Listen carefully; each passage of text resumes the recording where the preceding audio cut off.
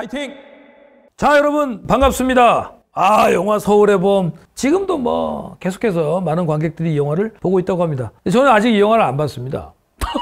근데 왜 여기 영화로 보는 기억하는 근현대사 이걸 제가 소개했냐면, 하도 제가 하품 모의고사 강의할 때 라이브 강의를 하는데 거기 채팅창에 서울의 봄 보셨나요? 서울의 봄 보셨나요? 서울의 봄 보셨나요? 선생님 그러면 좀 학생들이 원하면 봐야죠. 볼게요. 상당히 쓸만합니다.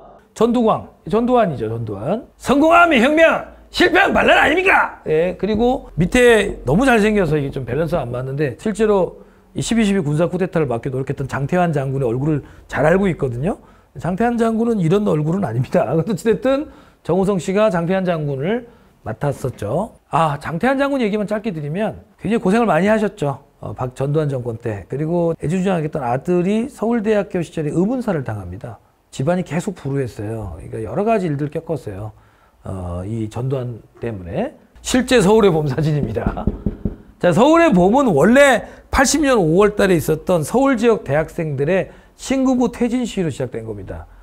영화에서는 이걸 상징적으로 이 제목을 딴 거죠. 자, 이걸 이제 진압하죠.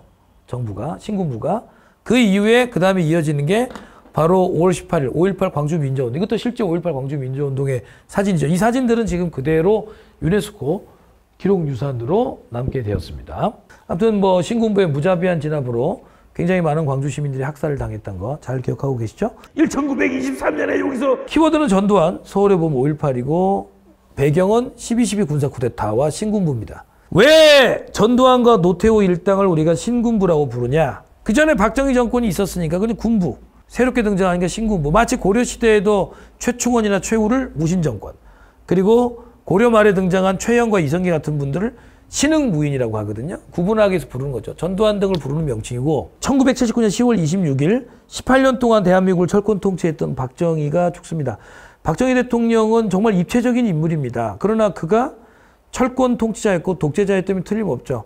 이 독재에 순응했던 사람들도 있고, 지난번에 효자동 이발소 소개해드렸지만 독재에 저항했던 사람들도 있고, 하여간 박정희는 그들 모두에게 신적인 존재였습니다. 좋은 쪽으로 신이든 나쁜 쪽으로 신이든.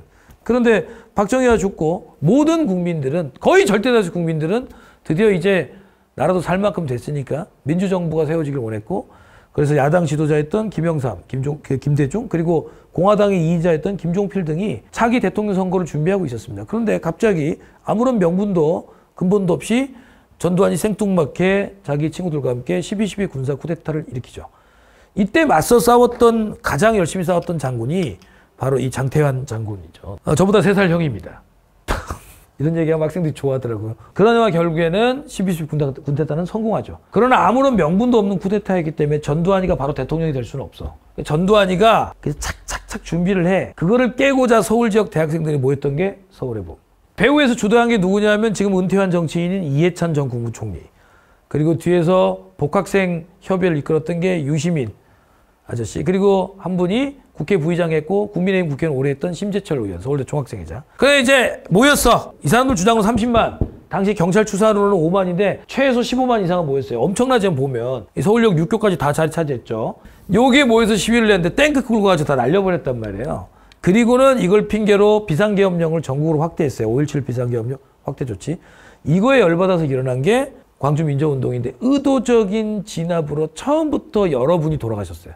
이제 분노한 시민들이 전남도청회를 접수하고 거기서 무기고를 탈취한 다음에, 우리나라 남자들은 다 총 다 쏘거든. 다 군대 갔다 왔으니까 대부분. 총을 다 잘 쏜단 말이에요. 그래서 저항하죠. 그래서 예비군을, 향토군을 쫓아냅니다. 그러자 기다렸다는 듯이 공수부대들이 대거 투입돼서 무자비한 학살로 끝나게 되죠. 최근의 연구에 의하면 이미 5.18 민주운동 전부터 공수부대들이 하라는 침투훈련을 안 하고 내내 폭동진압 훈련만 했다고 해요. 준비하고 있었던 거예요, 신군부가.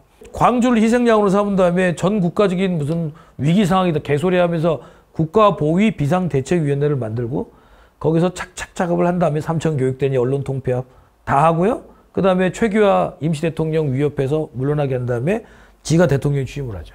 이게 유신헌법으로 출범한 거죠.